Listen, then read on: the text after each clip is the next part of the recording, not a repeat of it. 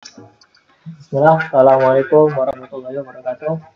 Kami dari kelompok yang beranggotakan Muhammad Lutfi Info dan Muhammad Rizky Sabanai akan mempresentasikan hasil dari uh, praktek untuk tugas akhir UAS, tugas UAS Big Data, mata kuliah Big Data.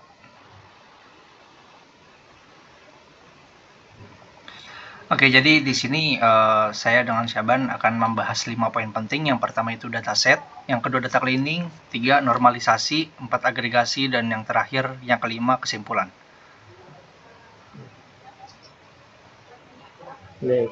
Jadi untuk data set, jadi kita membahas dulu tentang data apa yang kami gunakan. Itu kami memilih untuk menggunakan dataset e-commerce yang terdiri dari 4 file terpisah.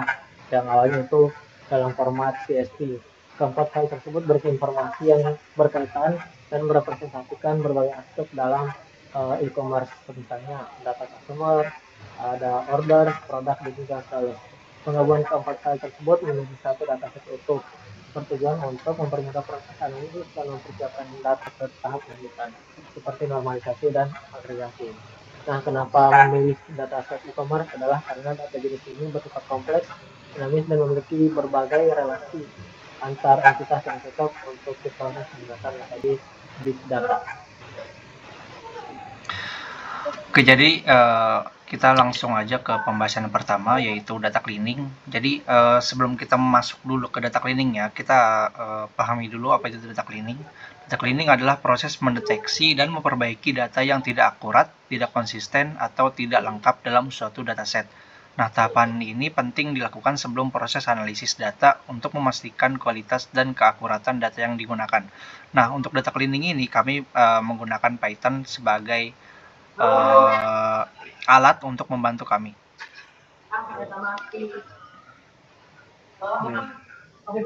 Baik, dari di sini kita membahas dulu salah satu dari data yang digunakan itu data customer, yang itu pertama uh, mencari yang namanya itu menangani missing values pada kolom gender, di mana itu dilakukan cek apakah ada yang kosong menggunakan kode isna atau dan summary itu untuk melihat apakah ada data yang kosong. Data yang kosong pada kolom gender disebut dengan label prefer not to say. Jadi ibaratnya dianggap bahwa si customer ini tidak mau untuk memberikan informasi terkait gender dari si customer itu sendiri. Kemudian ada periksa outlier pada kolom usia. Jadi nilai usia maksimum itu dicek dan tidak terdapat kejanggalan seperti nilai yang tidak realistis atau nilai yang di luar ambang batas, itu nilai tersebut diganti ke batas usia yang wajar, yaitu 70 dan 50 tahun. Hal ini dilakukan untuk meningkatkan validitas data dan menghindari data outlier yang ekstrem. Jadi setiap data-data usia yang terlalu jauh dari usia normal yang harusnya diisi oleh customer itu akan di-set menjadi 70 atau dan 50 tahun. Yang terakhir ada menghapus data duplikat, di mana jika ada dalam dataset tersebut terdapat data yang duplikat, maka data yang duplikat itu akan dihapus untuk memastikan setiap data pelanggan itu bersifat unik dan bisa apa ya, bisa dibilang valid seperti itu, karena tidak ada kesamaan atau duplikasi dari data yang ada. Oke, jadi selanjutnya di sini tadi kan kita sudah melakukan data cleaning untuk si file customers-nya. Nah, untuk berikutnya itu yaitu data orders, data products, dan data sales-nya. Di sini untuk si data produknya, kita menghapus data duplikat yang ada di sana. Tujuannya untuk memastikan tidak terjadi data ganda yang dapat menyebabkan hasil agregasi atau analisis yang menjadi tidak akurat. Kemudian untuk di data sales-nya, kita menangani missing values pada total harga. Jadi di kolom total price atau total harganya ini yang memiliki nilai kosong dihitung ulang menggunakan perkalian antara harga per unit dan jumlah produk. Nah, ini kami lakukan untuk melengkapi data yang hilang dan menjaga konsistensi supaya perhitungan konsistensi perhitungan nilai penjualannya. Kemudian di data ordernya, kami mengkonversi format tanggalnya. Jadi di kolom order date itu dan delivery date dikonversi ke dalam format date time agar dapat diproses lebih lanjut secara tepat, seperti perhitungan selisih waktu atau analisis waktu pengiriman. Nah, jadi hasil dari data cleaning ini, terus data cleaning dan Python berhasil meningkatkan kualitas dataset beberapa. Kemudian beberapa perbaikan yang dilakukan antara lain adalah menghapus data duplikat pada pelanggan, seperti yang sudah dijelaskan tadi, kemudian mengisi missing value pada kolom vendor supaya terdapat nilai semuanya pada kolom vendor, kemudian mengoreksi nilai usia pelanggan yang tidak wajar atau outlier, kemudian mengubah format tanggal menjadi detail dan menghitung ulang total harga penjualan yang kosong.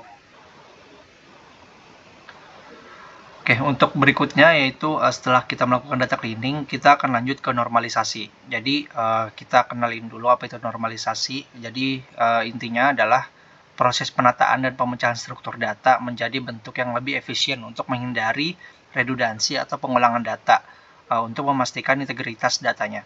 Nah, di database ini, terutama pada sistem NoSQL seperti MongoDB, normalisasi dilakukan dengan cara memisahkan data ke dalam beberapa collection atau table sesuai entitasnya. Tujuannya adalah untuk menghindari duplikasi data, memudahkan pemeliharaan dan pengembangan data, mempercepat proses query yang spesifik, dan menjaga konsistensi serta integritas antar data yang saling berhubungan.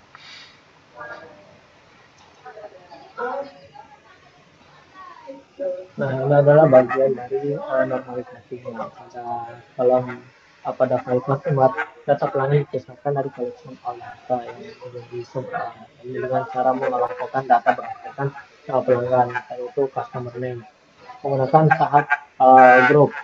Kemudian informasi seperti gender, usia, alamat, dan status pelanggan menggunakan operator at first untuk mengambil data pertama yang masuk dari setiap grup. Hasil akhirnya disimpan ke dalam collection baru yang bernama customer. Kemudian untuk file produk, data produk dipisahkan yang sudah menghasilkan data berdasarkan produk tinggi. Informasi taman seperti produk, yang produk, ukuran, warna, dan harga per unit yang data pertama yang ditemukan untuk setiap grup. Dan hasil normalisasi disimpan ke dalam collection produk. Yang terakhir itu pada data order. Nah, di mana data pesanan itu dikelompokkan berdasarkan order ID. Informasi pelanggan dan item-item yang dipesan dimasukkan ke dalam array item. Selanjutnya dilakukan proses join antar collection menggunakan tab lookup untuk mengambil data pelanggan dari collection customer berdasarkan customer name. Nah, kemudian hanya customer ID yang disimpan di collection order untuk menjaga efisiensi dan konsistensi data. Data hasil akhir disimpan dari data hasil akhir dari si pengolahan hasil itu disimpan ke dalam collection order. Oke, untuk hasil normalisasinya yang tadi sudah dibahas oleh teman saya, jadi ada 3 seperti yang sudah dilihat tadi di slide sebelumnya. Kita membuat 3 collection, yang itu yang pertama collection customers yang isinya itu informasi detail pelanggan, lalu ada collection produk yang isinya informasi tentang produk yang ditawarkan, lalu yang ketiga itu collection order yang dimana isinya itu data transaksi yang telah terjadi. Nah, selanjutnya ada agregasi. Jadi agregasi adalah proses menganalisis dan meringkas data menjadi informasi yang lebih sederhana dan juga lebih mudah dipahami. Dalam konteks database, agregasi biasanya dilakukan untuk menghasilkan statistik atau ringkasan. Misalnya, menghitung jumlah total data atau summary, menghitung rata-rata, average, menemukan nilai maksimum atau minimum, serta mengelompokkan data berdasarkan kategori tertentu atau group by. Nah, untuk agregasi di sini kita melakukan 6. Jadi untuk yang pertama itu total penjualan dan statistik harga per produk. Jadi di agregasi yang pertama ini kita menghitung total kuantitas produk yang terjual, total pendapatan produk, serta statistik harga. Nah, data diurutkan berdasarkan pendapatan tertinggi untuk memudahkan identifikasi produk paling menguntungkan. Kemudian agregasi yang kedua yaitu total pesanan per pelanggan. Agregasi ini menghitung jumlah total pesanan yang dilakukan oleh masing-masing pelanggan. Hasilnya memberikan informasi siapa pelanggan paling aktif dalam melakukan transaksi. Kemudian yang ketiga, statistik jumlah item per pesanan. Nah, agregasi yang ketiga ini kami menganalisis jumlah item yang dibeli dalam setiap pesanan, lalu dihitung nilai rata-ratanya, maksimum dan minimumnya. Informasi ini berguna untuk memahami perilaku belanja pelanggan dalam setiap transaksi. Nah, di sini yang tahap keempat itu ada total penjualan yang pendapatan berdasarkan seluruh produk. Agregasi ini menggunakan lookup untuk membagikan data keuangan dengan informasi produk. Lalu menganalisis total penjualan yang pendapatan berdasarkan produk misalnya website, TV, browser, dan search. Ini membantu mengetahui kategori produk dengan distribusi pendapatan terbesar. Dan ini ada statistik umur penjualan aplikasi ini untuk menghitung rata-rata maksimum dan minimum usia pelanggan. Konversi tipe data ke integer dilakukan menggunakan in untuk memastikan perhitungan numerik yang tepat. Dan terakhir ada total pelanggan berdasarkan status. Agregasi ini menghitung total pelanggan berdasarkan status keaktifan data.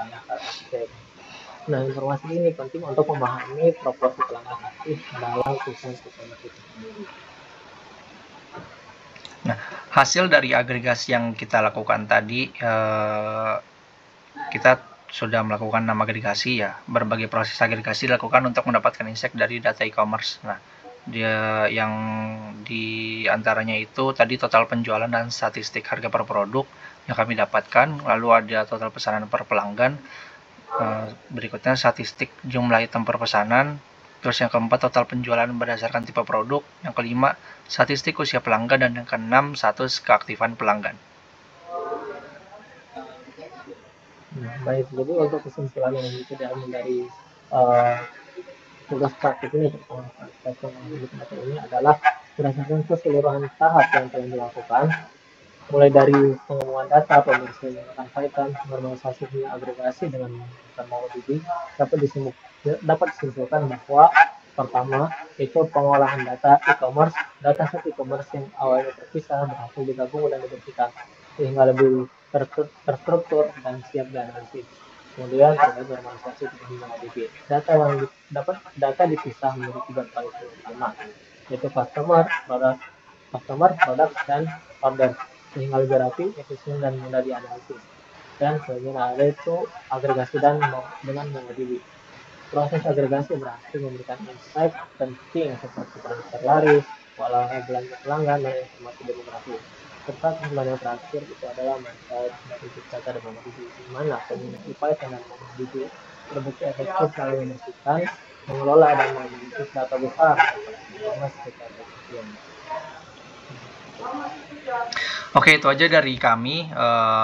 Kurang lebihnya mohon maaf. Wassalamualaikum warahmatullahi wabarakatuh.